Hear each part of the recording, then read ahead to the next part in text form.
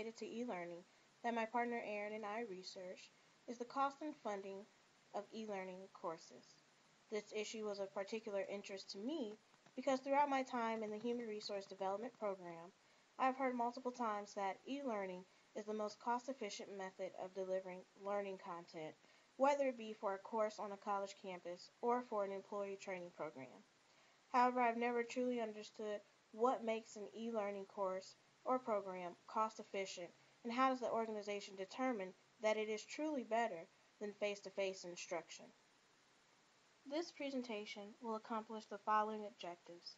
It will help viewers understand the importance of calculating the cost of e-learning programs, what makes e-learning programs cost-effective and efficient, the cost associated with the development of e-learning programs, and finally, the formulas used for calculating the cost of an e-learning program.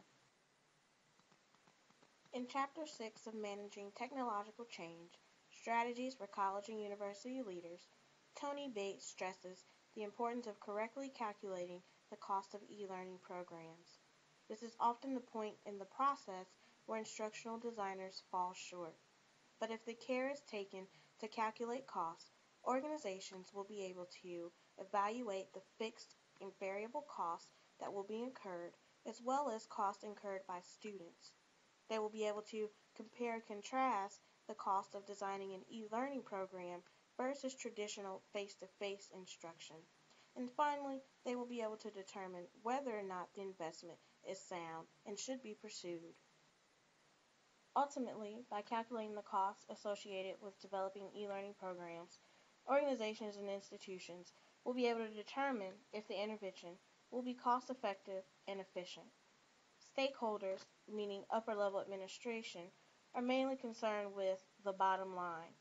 They want to know if an e-learning course or program is going to cost less than traditional instruction while still fostering the same level of student performance or increased performance.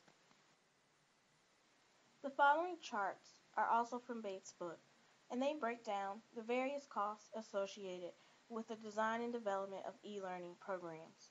The first chart depicts the costs that are incurred during the first year and include fixed costs, which covers direct costs such as subject matter experts, instructional designers, IT professionals and graphic designers, as well as copyright issues, as well as indirect costs such as server costs, tutors or graduate assistants, faculty costs, and facility costs.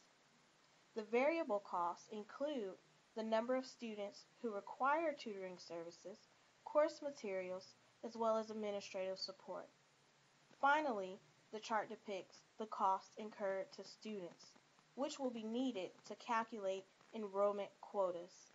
Student costs include tuition and fees, course materials, as well as technology requirements. The second chart depicts the cost of e-learning programs over a period of 4 years and includes the same cost variables as the first chart. Once the costs have been calculated, organizations can then begin to analyze those costs to determine whether or not e-learning will be efficient using one of the following formulas. The first formula is the percentage of return on investment formula, which calculates the net benefits of the program minus the cost of the program.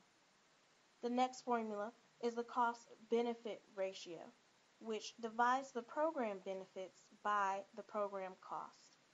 And finally, there is the break-even analysis, which allows organizations to determine how many students are required to enroll in the course to either break even or turn a profit. If practitioners calculate the cost of developing an e-learning program from the ground up, they may realize that the outcome is worth the investment and fits the budget of the organization. Or they may realize that outsourcing the work or buying off the shelf would be more cost efficient. The three deciding factors are going to be the needs of the organization, the resources available to the organization, and whether or not the learning content calls for uniqueness. Once organizations have considered all of this information, they can then move forward with discussing how to raise the funds needed.